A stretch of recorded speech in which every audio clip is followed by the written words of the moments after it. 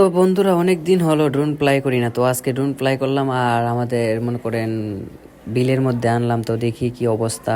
তো আজকে দেখি কাউকে নিয়ে বই টই দেখাইতে পারি। তো আস্তে আস্তে মনে করেন ড্রোন ফ্লাই করে দিলাম। তো ওনার কাছে অতক্ষণ ছিলাম, তো উনি মানে মনে হয় ড্রোন চিনে ফেলছে, কিন্তু সেজন্য মনে করেন উনি বই পাইতেছে না। তো আমি অনেক চেষ্টা করতেছি বই দেখানোর জন্য, কিন্তু উনি বই পাইতেছেই না। তো ওই দেখেন আবার উকি উকি মাইরা মাইরা দেখে। মূলত উনি এখানে বসে বসে ঘাস কাটতেছে গরুর জন্য।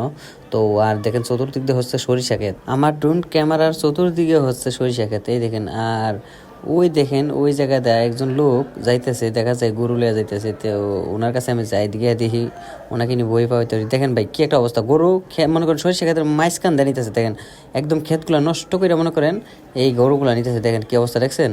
হ্যাঁ, এই জন্যই তো কই সরিষা ক্ষেত ভাঙে কেমনে। আর আমরা তো আর মনে করেন ভাবি অন্য কারণে ভাঙে, অন্য কেউ ভাঙে, প্রেমিক প্রেমিক আইসা ভাঙে। ঘটনা হয়েছে সত্যি এটা। মনে করেন এই দেখেন উনি গরু নিতেছে, মনে করেন উনি ঠিকঠাক মতো করেন গরুর ক্ষেতের লাইল দিয়ে নিতে পারতেছে না গরুগুলা।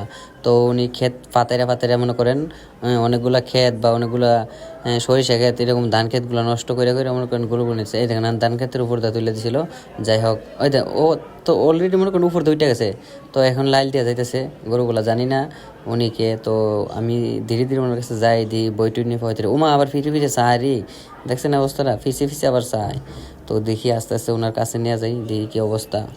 তো অনেক দিন হলো মনে করেন ড্রোন ফ্লাই করি, কিন্তু কাউকে বই দেখাইতে পারতেছি না ভাই। তো সেজন্য মনে করেন ড্রোন ফ্লাই করা।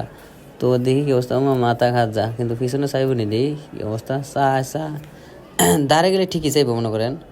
যাই দাঁড়িয়ে নিয়ে যাই, চাইব নি কে জানে। হ্যাঁ তো চাই না বই পাবো কই থেকে।